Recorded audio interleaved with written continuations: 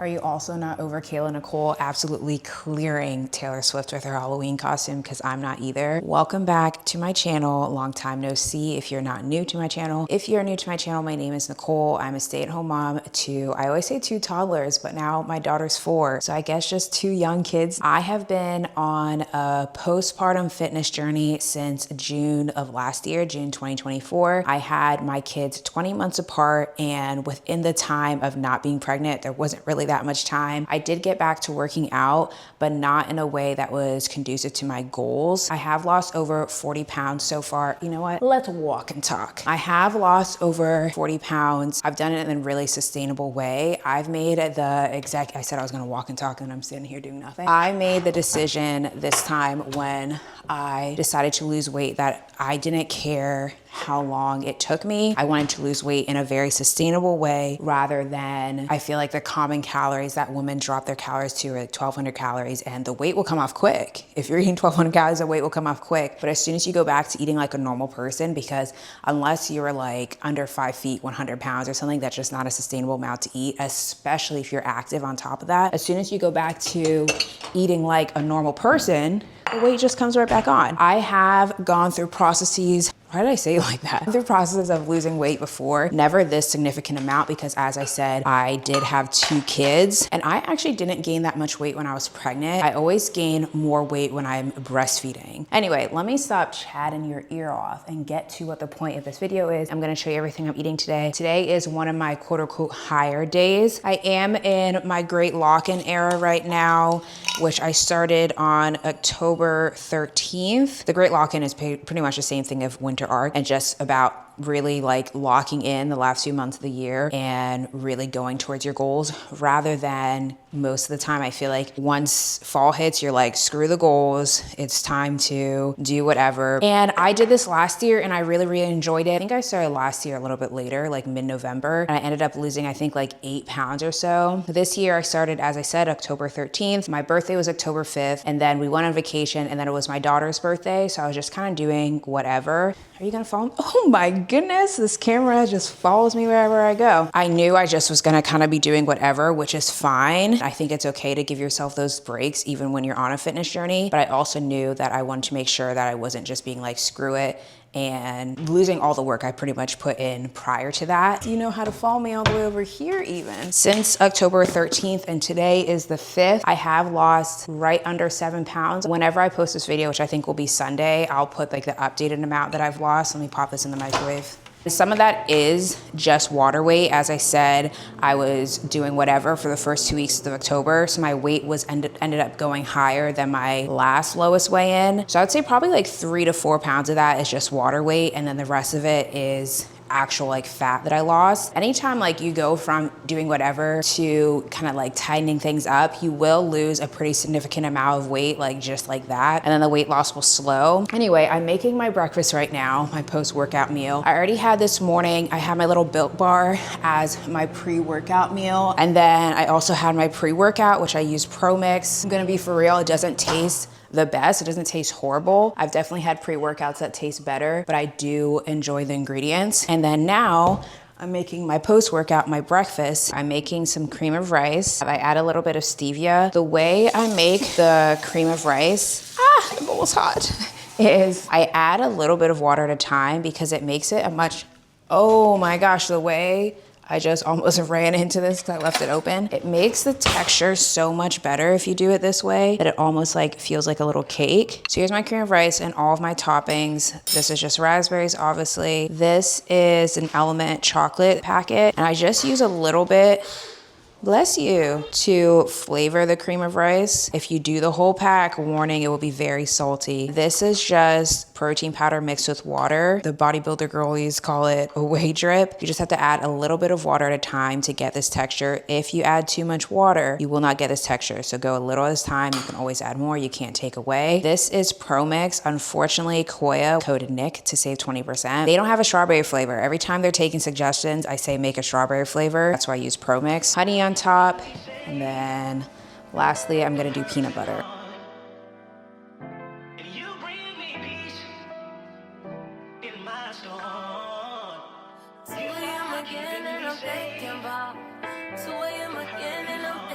said I come through. Then I come kick. I have like a little bit of the whey drip left I'm just gonna eat. It's very, very yummy. Lots of protein. I do weigh everything. This is just like a little scale from Amazon. I think it's less than $10. If you want one, I'll link this one down below. I don't have like a particular, like this isn't like my ride or die scale, but it works and it is affordable. This is actually something that I got from a lot of the bodybuilder girlies that they kept eating it. And I was like, okay, I need to try because it looks good. I promised. Especially if you have a sweet tooth. This is so yummy. These are my blue light glasses. I do have real glasses that I just very rarely wear. Did I put these on because I like the little vibe that it gave this section of the video?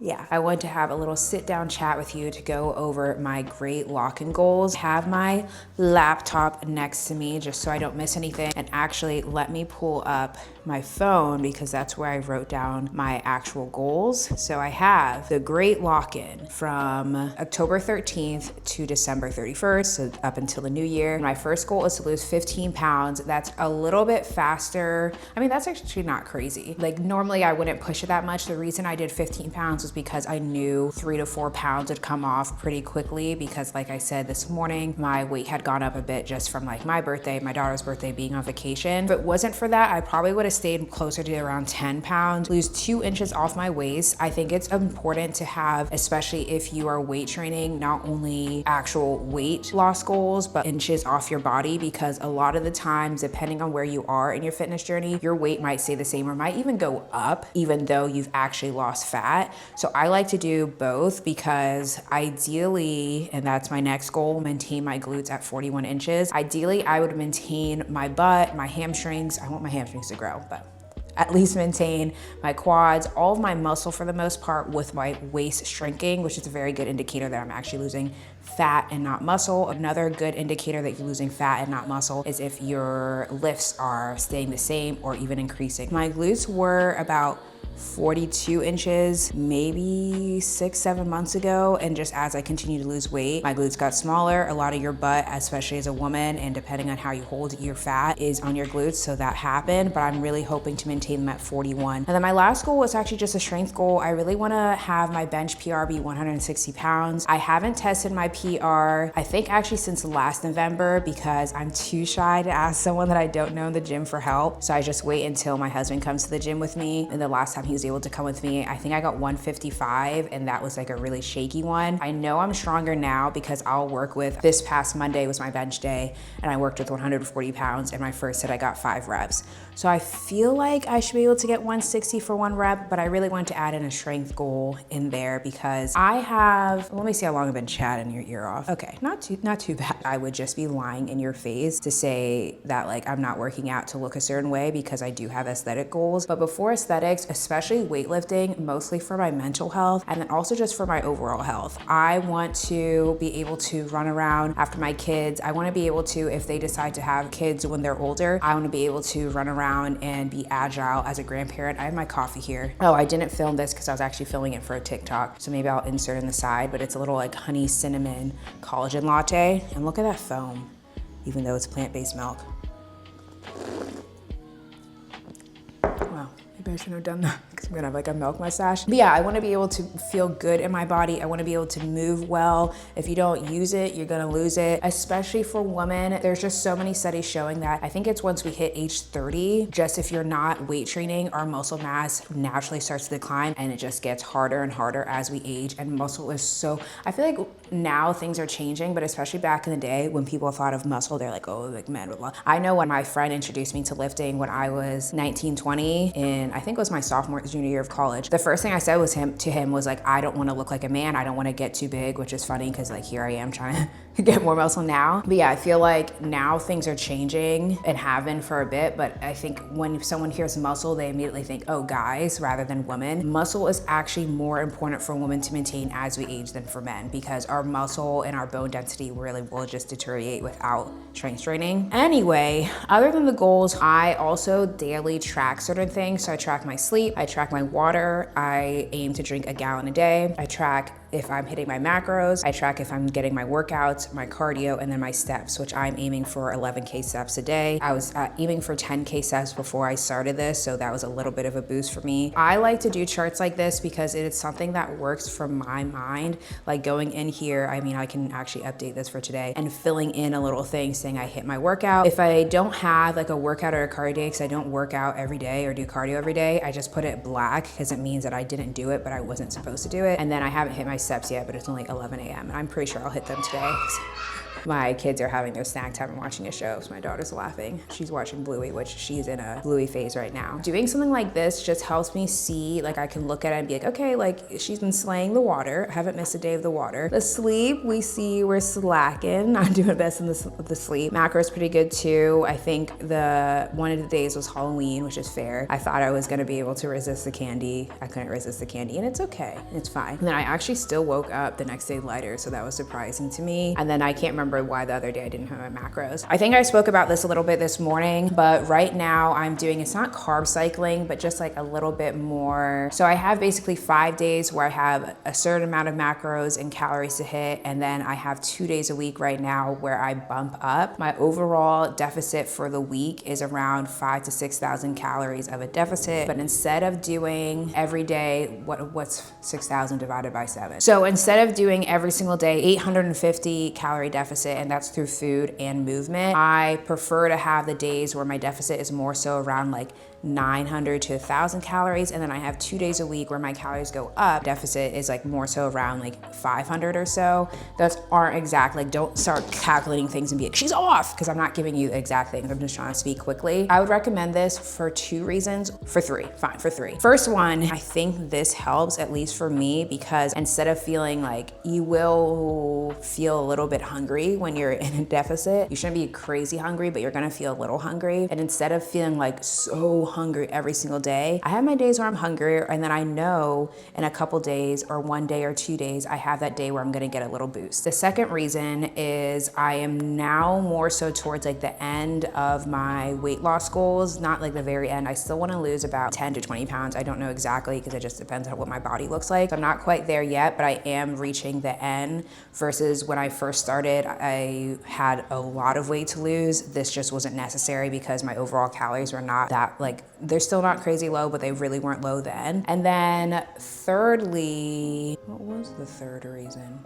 Oh, the third reason is that it kind of just keeps your metabolism moving. I don't know if that's like exactly true science-wise, but from what I've tracked and from my body and like the trial and error, it does kind of like tell my body, no, like we're not starving you, like you're fine, you're getting food. Because the days that I am only in like a little bit of a deficit, I'm obviously closer to my maintenance. So it's kind of telling my body like, don't worry, like we're not keeping food from you, like we will give you food. And so it's working with me. And that's been my goal this whole weight loss. Could I have lost 40 pounds quicker? Absolutely, but would have been as sustainable as it is now? I'm not sure. That's why I've been doing it kind of slow like this. The last thing I wanted to say, and that I would give as an overall recommendation that really helped me lose the weight, is that I started following and paying more attention to people that had body types that were a little bit more similar to mine. So for example, if I'm watching someone and they say, oh, like I'm losing weight, but I can eat intuitively, that's not for me. I will not lose weight if I eat intuitively, because what's gonna happen is I'm either gonna have days that I'm eating so little, or I'm gonna have days that I'm eating so much, and there's just gonna be no consistency and I won't lose the weight. That is not me, that might be you, that is great. I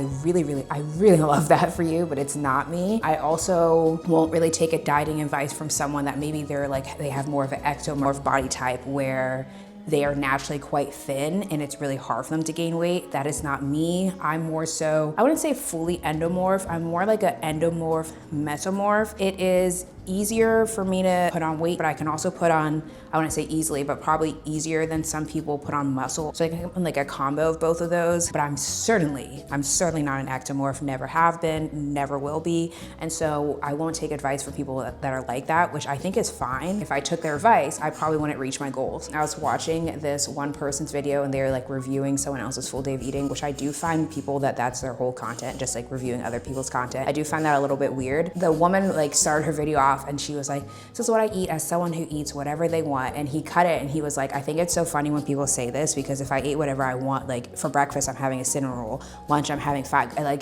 let's not lie to ourselves. You're not eating whatever you want. You're eating whatever you want within reason. You know that you should be eating mostly whole foods. You know what foods will make you feel good. So you're like eating whatever you want. If you're like me and you have to work a bit harder to lose weight, but maybe it's a little bit easier for you to put on muscle than a lot of people, I think a lot of the tips that I gave will probably be very helpful for you. I guess this is technically episode 1 of my Great Lock-In. But yeah, I'll continue to do videos like this, full day of eatings, maybe little vlogs, check-ins like this throughout the rest of the year. I know you came here for the meal inspo, so I don't want to just be sitting here the whole time, but I do think this information is what's really helpful paired with a full day of eating. I made a decision a while ago that I will never give my exact calories again. I just don't think it's helpful. When I was much younger, watched someone's video, saw their calories, said, I'm taking those calories. Meanwhile, the person was about 4 inches shorter than me and about 30 pounds less than me, and that will ruin your metabolism. So I just don't feel the need to give my exact calories. Anyway, I said I was gonna go, and then here I am.